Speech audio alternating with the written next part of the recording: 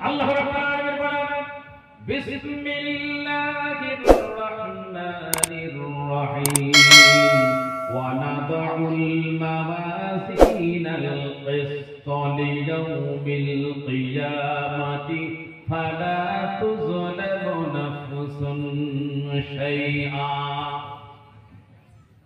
কিয়ামতের দিন আমি ইনসাফের দাড়ি পাল্লা খাড়া করব। দাড়ি কি ওজন হবে? নেকি আর গুনাহ।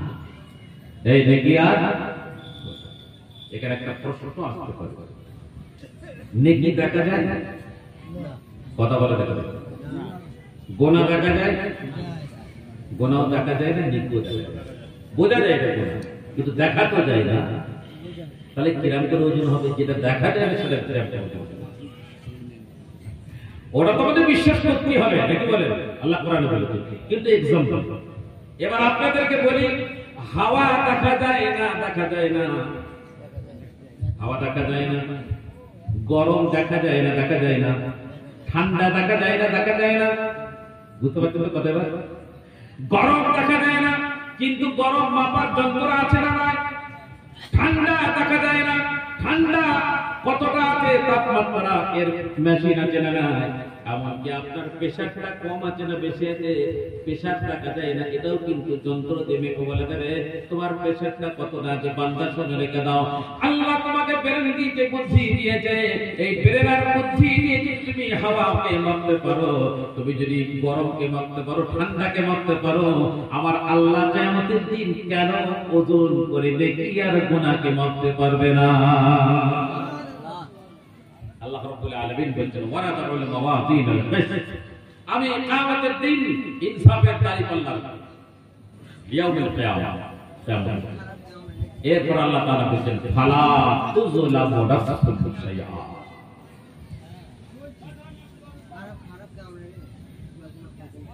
আল্লাহ রাব্বুল আলামিন বললেন আমি কোন ব্যক্তির উপরে কোন রকম জুলুম করব না, অত্যাচার করব না। এরপর আল্লাহ তাআলা বললেন وَإِنْ كَانَ مِثْقَالَ حَبَّةٍ مِّنْ خَرْدَلٍ أَتَيْنَا بِهَا। আল্লাহ রাব্বুল আলামিন বলতেন যদি তোমরা একটা সরষের দানা পরিমাণও যদি তুমি কোনো কাজ করো, ওটা নেকি হোক বা গুনাহ হোক, আতাইনা বিহা, ওটা তোমার সামনে এনে আমি হাজির করে দেব। তুমি গোপনে নেকি করেছো, রাতের অন্ধকারে নেকি করেছো, একা একা নেকি করেছো, সমবেতভাবে নেকি করেছো, একটা সরষে পরিমাণ যদি নেকি করে থাকো, আল্লাহ ওটা তোমার সামনে হাজির করে দেবে। ঠিক অনুরূপভাবে তুমি যদি একা একা কোনো গুনাহ করে থাকো, অন্ধকারে যদি কোনো গুনাহ করে থাকো, আর যদি তুমি সবার সম্মুখে গুনাহ করে থাকো, ওই গুনাহটা যতই ছোট হোক বা বড় হোক, আল্লাহ তাআলা বলছেন আতাইনা বিহা, ওটাও তোমার সামনে আমি হাজির করে দেব। এটা কি আমাদের বিশ্বাস হচ্ছে না? হচ্ছে না? আল্লাহ তাহলে হাদিস শরীফের মধ্যে আসছে কিয়ামতের দিন কিছু মিথ্যাবাদ আমার দুনিয়াতে আছে, সত্যকে প্রমাণ করার জন্য ঘন ঘন বলে আল্লাহ কসম করবে, যাতে মানুষ বিশ্বাস করে আল্লাহ কসম করে বলছে। এই যারা ঘন ঘন আল্লাহর কসম কাটে, এটা কিন্তু সন্দেহ ব্যাপার। তো কিয়ামতের দিন যখন আল্লাহ সামনে হাজির করবে সমস্ত মুজরিমদেরকে, যারা গুনাহ করেছে, দুনিয়াতে মিথ্যা কথা বলতো, সামনে দাঁড় করিয়ে বলবে তোমার তো সবই দেখছি গুনাহ, এই গুনাহগুলো তুমি করেছো। তখন ওরা বলবে আল্লাহ গুনাহ তো করিনি। লা করোনি মানে তোমার তো সব ফেরেশতারা লিখেছে, আমার ফেরেশতা নির্ধারিত ছিল। বাম কাতে ফেরেশতা লেখা আছে গুনাহ লেখা, আর ডান কাতে লিখে লেখা। তো বলবে আল্লাহ এই ফেরেশতারা জোর করে লিখেছে, অন্যায় করে। আল্লাহ রাব্বুল আলামিন বলবেন আচ্ছা যদি তোমার সবথেকে কাছে যদি তোমার বিপক্ষে সাক্ষী দেয় তাহলে কি হবে? কত করে যদি করি তাকিয়ে দেবে, কেউ তো নেই, ফাঁকা। তো বলবে হ্যাঁ আল্লাহ যদি আমার কাছে কেউ সাক্ষী দেয় আমি মেনে নেব। সূরা ইয়াসিনের মধ্যে আল্লাহ তাআলা বললেন যখন মিথ্যা কথা আল্লাহর সামনে বলবে, তখন আল্লাহ রাব্বুল আলামিন তার জবানটাকে বন্ধ করে দেবেন। যে আল্লাহ জবান দিয়ে কথা বলাতে পারে, আল্লাহর কুদরত দুনিয়াতে দেখেছে প্রমাণ করে রাখতে পারে, সেই আল্লাহ জিভ দিয়েছে কিন্তু কথা না বলিয়ে রাখেন।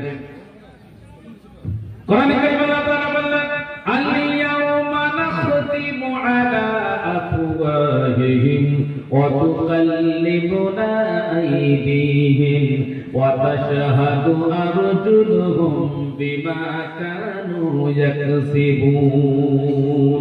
যারা আল্লাহর সামনে মিথ্যা কথা বলবে, আল্লাহ রাব্বুল আলামিন তখন তার জবানটাকে বন্ধ করে দেবেন আর হাত দিয়ে আল্লাহ কথা বলবেন।